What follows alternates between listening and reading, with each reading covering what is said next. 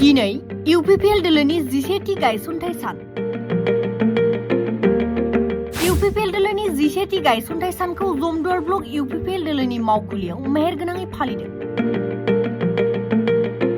दिनै 5 आगस्ट 2015 मायथाइनि दिनैनि सानावनो बिटिसि ओनसोलनि गासैबो हारि माहारिनि आरो गासैबो ओनसोलनि जौगानायनि खामानि मावलांनायनि थांखिजों दतमायाव इउपिपिएल दोलोखौ गायसननाय जादोंमोन। आरो दिनै फैयै फैयै इउपिपिएल दोलोआ 11 बोसोराव आगान होफैबाय। दिनैनि बे इउपिपिएल दोलोनि गायसनथाइ सानखौ बिटिसि ओनसोलनि गुबुन गुबुन जायगायाव फालिनाय बायदिनो गसाइगाव महकुमानि सिङाव थानाय जमदुवार ब्लक इउपिपिएल दोलोनि मावखुलियावबो माखासे हाबाफारिखौ लानानै जुब जुब अखानि गेजेरावबो मेहेरगोनाङै फालिनाय जायो। हाबाफारि बायदियै गिबियाव आफादनि फिरफिला बिरहोनाय, रुंसारिफोरनि मुङै दसे सम आरज गाबनाय आरो बायदि हाबाफारिनि उनाव इउपिपिएल दोलोनि माखासे मावथिफोरखौ लानानै मोनसे सावरायलायनाय हाबाफारिबो लानाय जायो। बे हाबाफारियावनो बाहागो लानानै जमदुवार ब्लक इउपिपिएल दोलोनि गाहाय नेहाथारि बनजार नार्जारि बिथाङा मा फोरमायखो मिथिना ला। 5 आगस्ट दिनै जोंनि इउपिपिएल दोलोनि फाउन्डेसन 11थि फाउन्डेसन डे। दा बे सानखौ लोब्बा लाखिनानै जोंनि जमदुवार ब्लकआबो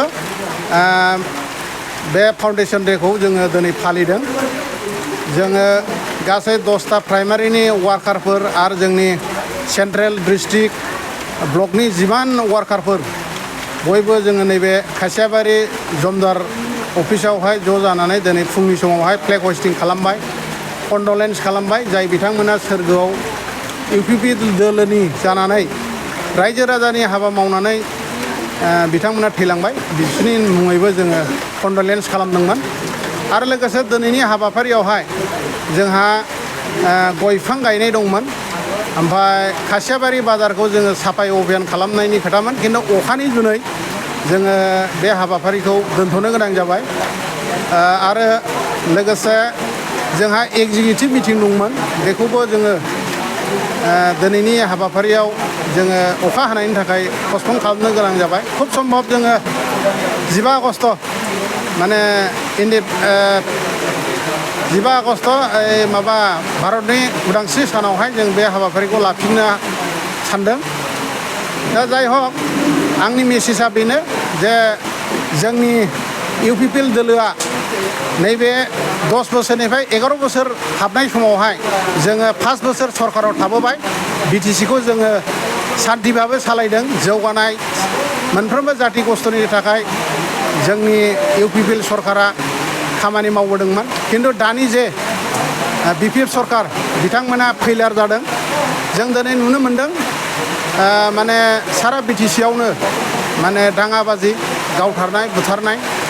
दा बेफोरबायदिया थिग नङा। दा जों बेखौ इउपिपिएलनि जानानै कन्डेम खालामो। आरो जाय सरकार हिसाबै दा बिपिएफ दोलोआ सालायगासिनो दं, हाग्रामा महिलारि बिथांखौ आं खावलायहरनो सानो जे मोनफ्रोमबो जाथि जनगोष्ठीनि थाखाय नोंथाङा खामानि माव आरो ओनसोलनि थाखाय जौगानायनि खामानि माव। भातृत्व मोनसे अनलायनाय बे जिनिसखौ माने मोनफ्रोमबो दोलो बा सरकारा दायित्व दङ। बे हिसाबै नोंथांमोना समाज मोजां जानाय, ओनसोल जौगानायनि खामानिखौ नोंथांमोना जाहाथे मावो, बेखौ आङो दिनै बे मिडियानि गेजेरजों खावलायहरदों। जोंथ' थांनाय बिटिसि इलेक्सन, एमएलए इलेक्सनाव जेनोब्लाबो जों दासिमबो स्ट्रङैनो दं। जोङो मोनफ्रोमबो ग्रासरुट लेभेलनिफ्राय सापर्टारब्लाबो जोङो रेसपन्सआ जोंहा मोजां। जोङो भबिष्यतावहाय जोंहा सरकार दाफिननायनि बिटिसिखौ जों दखल खालामफिननायनि जोंहा एजेन्डा दङ।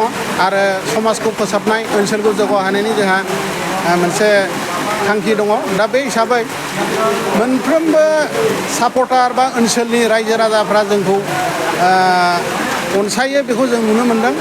आरो जोंहा मोनसे बिसास जे आगन्तक माने बिटिसि इलेक्सनाव जोंनि इउपिपिएल दोलोआ आरो सरकाराव फैफिनो। आरो सरकाराव फैयोबा जोङो ओनसोलनि मोनफ्रोमबो जाथि जनगोष्ठीनि थाखाय जौगानाय हाबाफारि जों लागोन, एजेन्डा लागोन।